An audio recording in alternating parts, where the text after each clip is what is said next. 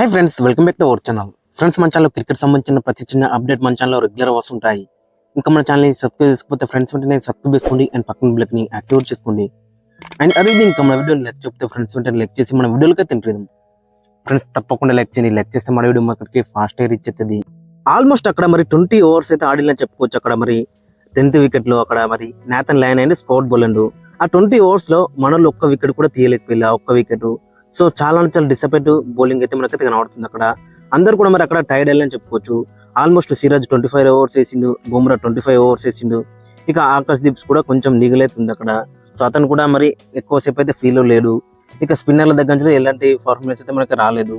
So overall చూసుకుంటే చాలా disappoint performance అయితే మనకైతే కనబడుతుంది. 20 ఓవర్స్ లో దట్టు 10th వికెట్ మనలో అయితే తీయలేకపోయారు. అక్కడ 10th వికెట్ కి మరి అక్కడ మరి ఆల్మోస్ట్ 50 రన్ పార్ట్నర్షిప్ అయితే వచ్చింది అక్కడ ఆస్ట్రేలియాకి అయితే. ఇక మనలో అక్కడ మన ఫస్ట్ 6 వికెట్స్ అయితే ఈజీగానే తీసింది అక్కడ 91-62. ఇప్పుడు మనం చూసుకుంటే 228/9 అంటే ఆల్మోస్ట్ చాలా రన్స్ అయితే లీక్ అయినాయని చెప్పుకోవచ్చు. అటు Pat Cummins and Manas Labuschagne దగ్గర నుంచి మంచి పార్ట్నర్షిప్ వచ్చింది. అక్కడ మనం చూసుకుంటే యశస్వి జైస్వాల్ 3 క్యాచ్ అయితే మిస్ చేసింది ఈ రోజు అయితే. మరి అక్కడ ఫస్ట్ ఉస్మాన్ ఖవాజా అంత పెద్ద ఇంపాక్ట్ అయితే క్రియేట్ చేయలేకపోయినా తర్వాత మానస్ లబుషన్ 2 క్యాచ్ అయితే ఈజీగానే మిస్ చేసిందని చెప్పుకోవచ్చు. సో అదనేది చాలా మన టీం అయితే కాస్ట్ అయిందని చెప్పుకోవచ్చు. 43 మీద ఉన్నప్పుడు ఒక క్యాచ్ మిస్ చేసిండు. ఇక తర్వాత మళ్ళీ with in span just 2 hours లో మళ్ళీ ఇంకొక క్యాచ్ అయితే మిస్ చేసిండు. సో ఓవరాల్ చూసుకుంటే మరి అవి 2 క్యాచెస్ అనేది చాలా మనం అయితే ఇబ్బంది అయితే పెట్టింది. ఇప్పుడు అక్కడ ఆల్మోస్ట్ అక్కడ లాబిషన్స్ 70 అయితే కొట్టిండు.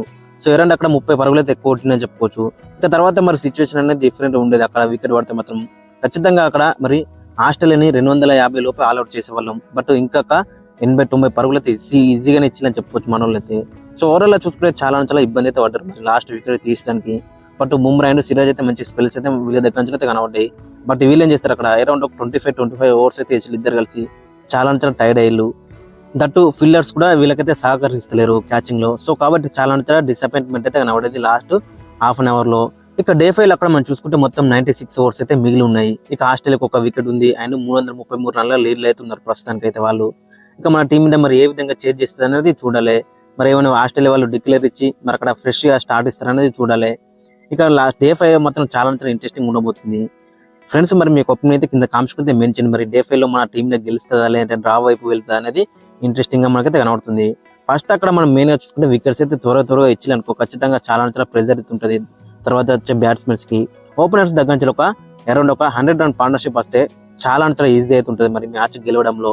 గత టూర్ లో కూడా మనం చూసినాం అక్కడ మరి 300+ టార్గెట్ అయితే ఈజీగా మనం అయితే చేజ్ చేసినాం.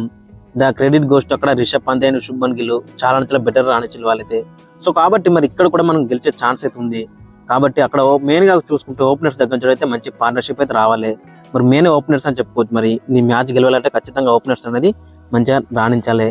అలాగైతే మ్యాచ్ అయితే గెలుతాం. ఇంకా మన బౌలర్స్ అక్కడ మంచిగా రాణించాలి ఈ రోజు అయితే. అక్కడ మరి బుమ్రా 4 వికెట్లు తీసుకున్నాడు అండ్ సిరాజ్ అక్కడ 3 వికెట్లే తీసుకున్నారు. ఇద్దరు కూడా చాలా బెటర్ రాణించారు. అండ్ ఆకాశ్ దీప్ కూడా మర్చిపోవద్దు. అక్కడ ఆకాశ్ దీప్ కూడా చాలా బ్రిలియంట్ డిస్ప్లే అయితే మనకైతే కనబడేది.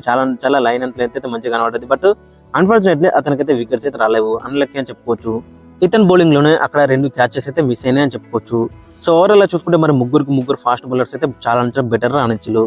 ఫస్ట్ ఇన్నింగ్స్ లో అక్కడ మరి మహమ్మద్ సిరాజ్ చాలా రన్స్ అయితే లీక్ చేసినప్పుడు కూడా మరి సెకండ్ ఇన్నింగ్స్ లో అక్కడ మనం చూసుకుంటే చాలా మంచి కంబ్యాక్ అయితే వేసిండు.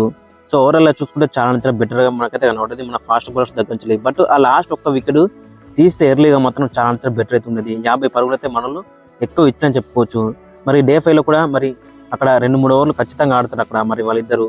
మరి ఏ విధంగా మరి మనోళ్ళు ఆడతారు అనేది ఇంట్రెస్టింగ్ కనబడుతుంది.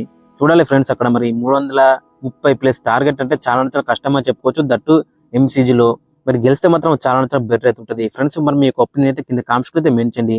96 ఓవర్స్ 330 రన్స్ ప్లస్ టార్గెట్ మరి మనోళ్ళు ఏ విధంగా వెళ్తారు అనేది ఇంట్రెస్టింగ్ కనబడుతుంది. మరి మ్యాచ్ గెలవడానికి వెళ్తారా లేదంటే మ్యాచ్ డ్రా చేసుకుందాం అనే దానికి వెళ్తారా అనేది చూడాలి. ఫ్రెండ్స్, అక్కడ మరి మెయిన్ గా చూసుకుంటే మరి ఓపెనర్స్ అనేది కీలకం అని చెప్పుకోవచ్చు. మరి ఓపెనర్స్ దగ్గర నుంచి ఒక మంచి పార్ట్నర్షిప్ వచ్చిందనుకో ఈ మ్యాచ్ 100% మన టీం గెలిచే ఛాన్స్ అయితే ఎక్కువగా కనబడుతుంది. ఫ్రెండ్స్, ఖచ్చితంగా మరి మీ యొక్క ఒపీనియన్ అయితే కింద కామెంట్స్ కింద మెన్షన్ చేయండి. మన టీం గెలవడానికి వెళ్తుందా లేదంటే డ్రా చేసుకునే దానికి వెళ్తుందా అనేది ఖచ్చితంగా మీ యొక్క ఒపీనియన్ అయితే కింద కామెంట్స్ కింద మెన్షన్ చేయండి.